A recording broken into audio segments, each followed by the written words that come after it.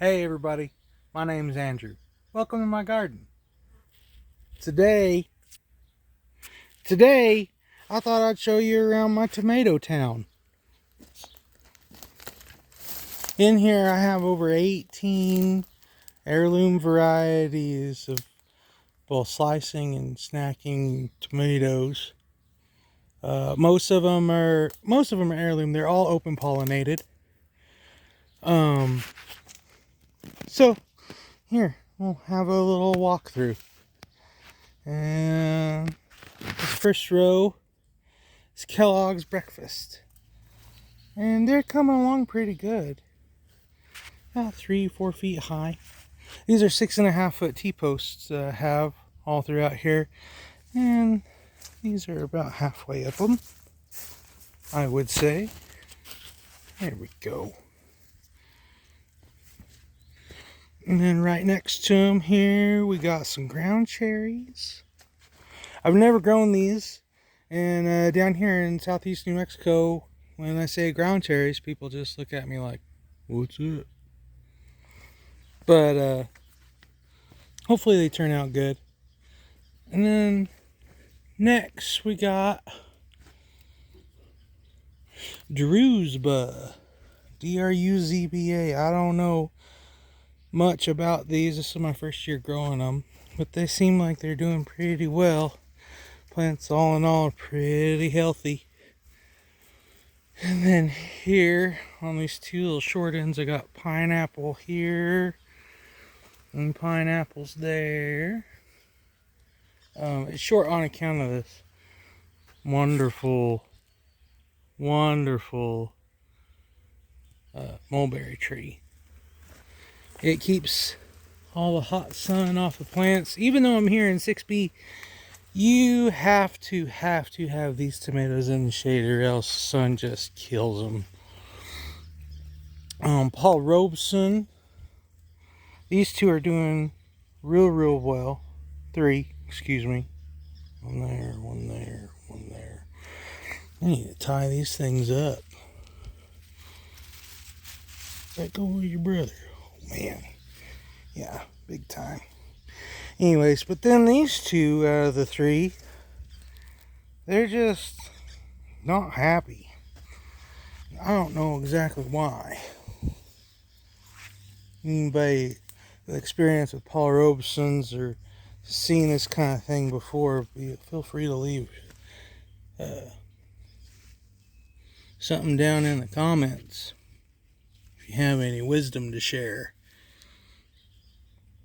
It looks alright, it's just the leaves are all wilted up.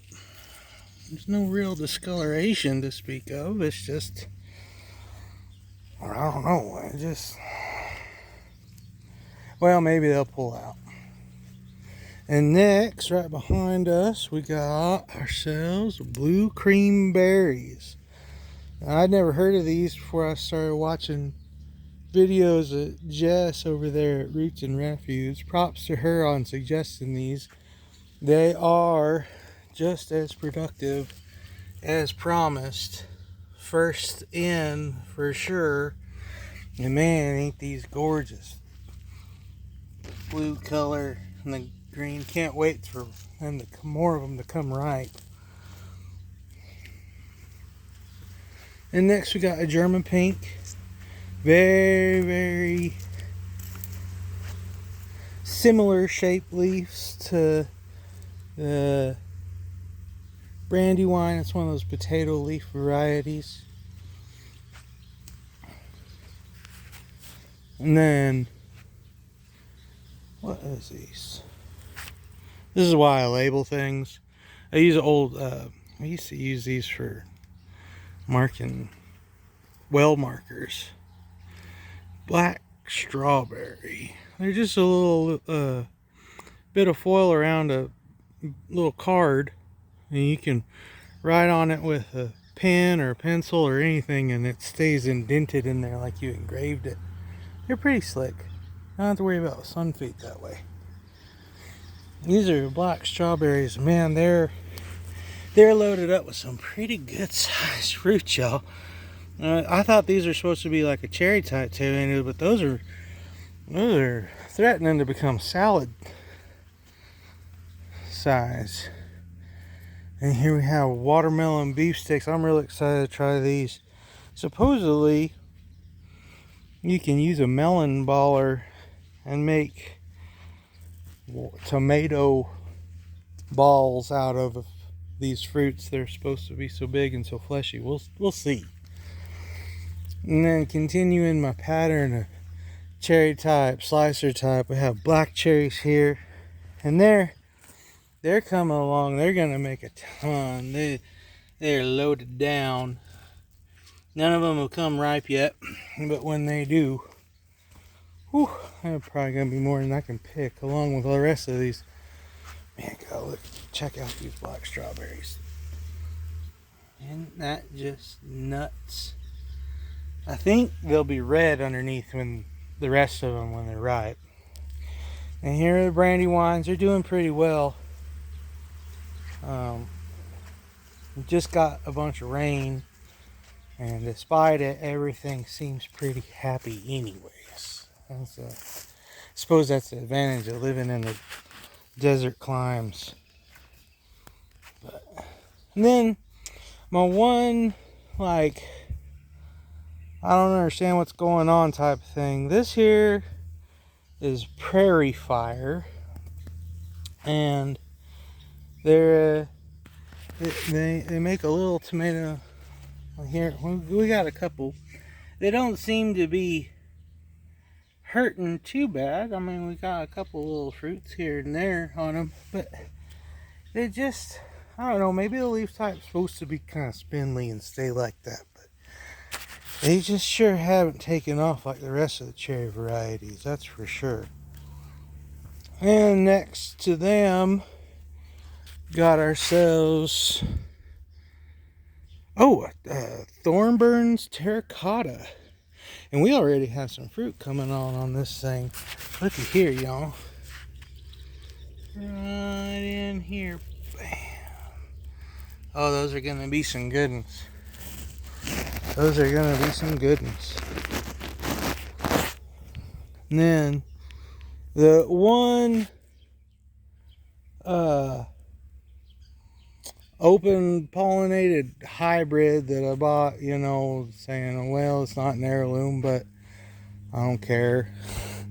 Sun Sugars, they're indeterminate option. It's kind of like a Sun Gold.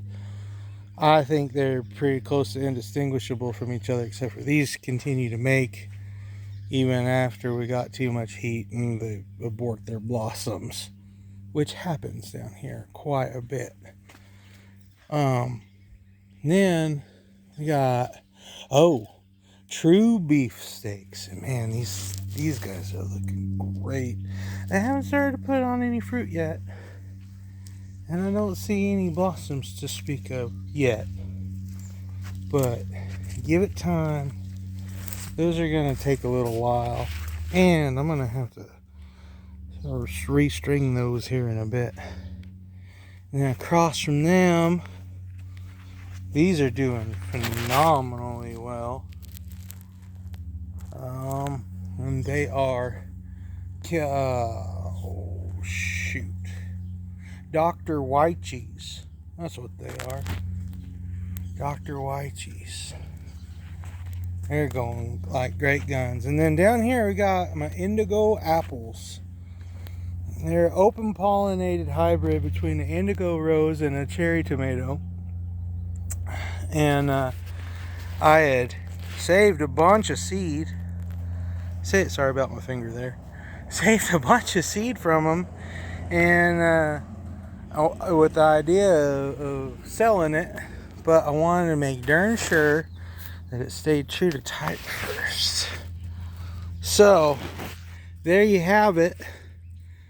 Tomato Town, row by row. It's looking like it's going to be a pretty good year for tomatoes. And oh, by the way, in case y'all eagle-eyed folks down there, you see all this vegetation I got underneath. And look out there, Yoli Dog. Hi. Yes. Anyways, we got carrots down here, and at nearly every T-post I got, at the very least, some basil and every other one we got some marigolds coming on, peppered all throughout the garden. So we got plenty of all the stuff we're supposed to have. So, time. Y'all be good. And remember, food worth eating comes from the dirt.